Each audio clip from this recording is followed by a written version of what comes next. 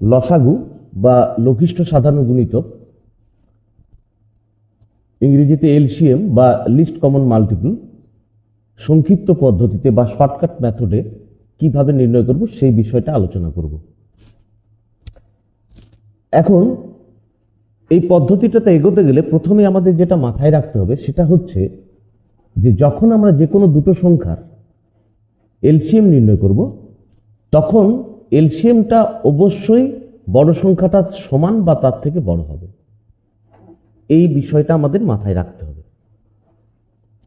ধরো 20 আর 40 দুটো সংখ্যা আছে, এদের এলসিএম যখন হবে নির্ণয় করব আমরা, তখন এলসিএমটা অবশ্যই বড় সংখ্যাটা সমান বা তার থেকে বড় হবে। যেমন এক্ষেত্রে 40 হয়ে যাচ্ছে এলসিএম 20 আর 40-র মধ্যে, তাহলে বড় সংখ্যাটা সমান হলো। অন্য কোনো দুটো সংখ্যার ক্ষেত্রে কি হতে পারে না, বড় সংখ্যাটা থেকে বড়ও হতে পারে। এই বিষয়টা মাথায় রেখে আমাদের এগোতে হবে।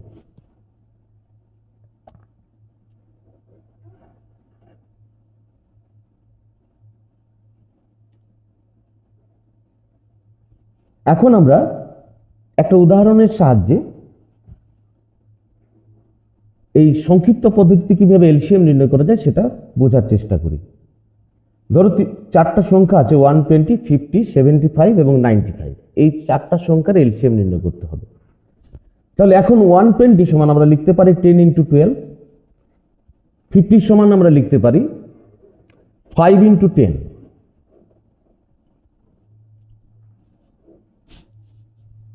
তাহলে 120 আর 50 এই দুটো সংখ্যার মধ্যে কমন ফ্যাক্টরটা হচ্ছে 10 এবং আদার্স যে ফ্যাক্টর দুটো আছে 120-র মধ্যে আছে 12 আর 50-র মধ্যে আছে 5। তাহলে এই কমনটাকে যদি 12 আর 5 দিয়ে মাল্টিপ্লাই করে দিই তাহলে হয় 600। এই 600টা হবে 120 আর 50-র এলসিএম। এখন 75 পরের সংখ্যা, সেটা সমান আমরা লিখতে পারি 25 × 3। এই 25 এর পুরোটাই 600-এর মধ্যে আছে, কারণ 600 সমান 10 × 12 × 5। তাহলে একটা 5 10-এর মধ্যে আছে আর 5-এর মধ্যে একটা 5 আছে। আবার যেটা 3 আছে সেই 3টা 12-এর মধ্যে আছে। তাহলে 25 × 3 অর্থাৎ 75 পুরো সংখ্যাটাই 600-এর মধ্যে আছে। তাহলে এটাকে আমরা আর কনসিডার করার আমাদের দরকার নেই, অলরেডি এটা 600-এর মধ্যে যেহেতু আছে। এখন পরের সংখ্যা 95 সমান আমরা লিখতে পারি 19 × 5। এই 19 সংখ্যাটা 600-এর মধ্যে নেই, কিন্তু 5 সংখ্যাটা আছে। তাহলে 600-কে যদি আমরা 19 দিয়ে মাল্টিপ্লাই করে দিই তাহলে হয় 11400। এই 11400 সংখ্যাটা হবে 120, 50, 75 এবং 95-এর এলসিএম। এই হলো পদ্ধতি।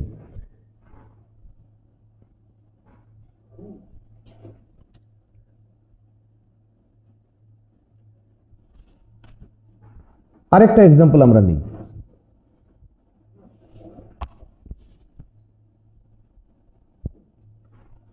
ধরো আমাদের এলসিএম নির্ণয় করতে হবে 100, 130, 175 এবং 250। এই চারটা সংখ্যার এলসিএম নির্ণয় করতে হবে। এখন আমরা এখানে দেখব যে এই সংখ্যাগুলোর মধ্যে কোন সংখ্যাটা দিয়ে সহজে মাল্টিপ্লাই করা যায় সেই দুটোকে আগে নিয়ে নেব। যেমন 100 আর 25 হচ্ছে এখানে সহজ দুটো সংখ্যা, যে দুটো দিয়ে সহজে মাল্টিপ্লাই করা যায়। তাহলে এই দুটোকে নিয়ে শুরু করি। তাহলে 100 সমান আমরা লিখতে পারি 50 × 2 আর 250 সমান আমরা লিখতে পারি 50 × 5। তাহলে 100 আর 250-র মধ্যে কমন মাল্টিপল কমন যে ফ্যাক্টরটা হচ্ছে সেটা হচ্ছে 50, আর আদার্স যে দুটো আছে যেটা কমন নয় দুটোর মধ্যে সেটা হচ্ছে 2 আর 5। তাহলে এই কমনটা অর্থাৎ 50টাকে যদি 2 আর 5 দিয়ে মাল্টিপ্লাই করে দিই তাহলে হয় আমাদের 500। এই 500টা হবে 100 আর 250 এই দুটো সংখ্যার এলসিএম।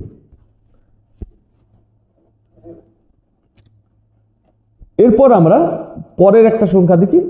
তুলনামূলকভাবে সহজ সংখ্যাটা বেছে নেওয়াটাই ভালো। এখানে আছে 130 সমান 13 × 10 আর 175 মানে হচ্ছে 25 × 7।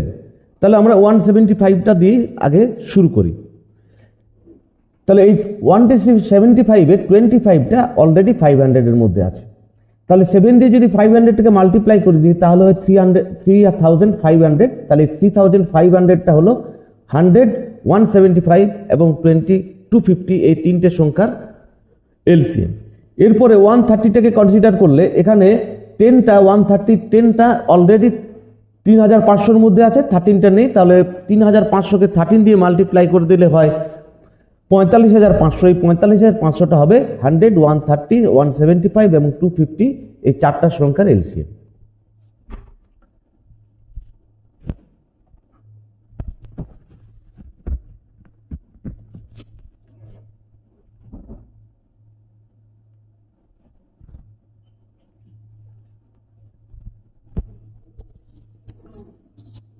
এবারে যে পদ্ধতিতে আমি এই দুটো অঙ্ক করলাম সে একই পদ্ধতি অবলম্বন করে তোমরা একটা অঙ্ক করো। আমি প্রবলেমটা দিচ্ছি। প্রবলেমটা হচ্ছে ফাইন্ড দ্য এলসিএম অফ 170, 240, 160 এবং 50। অর্থাৎ চারটা সংখ্যা আছে 170, 240, 160 এবং 50। এই চারটা সংখ্যার সংক্ষিপ্ত পদ্ধতিতে এলসিএম বা লসাগু নির্ণয় করতে হবে। অবশ্যই তোমরা যে পদ্ধতি অবলম্বন করে এলসিএমটা করলাম সে একই পদ্ধতি অবলম্বন করে এলসিএমটা করো এবং কমেন্ট বক্সে অ্যান্সারটা লিখে জানাও। Thank you very much.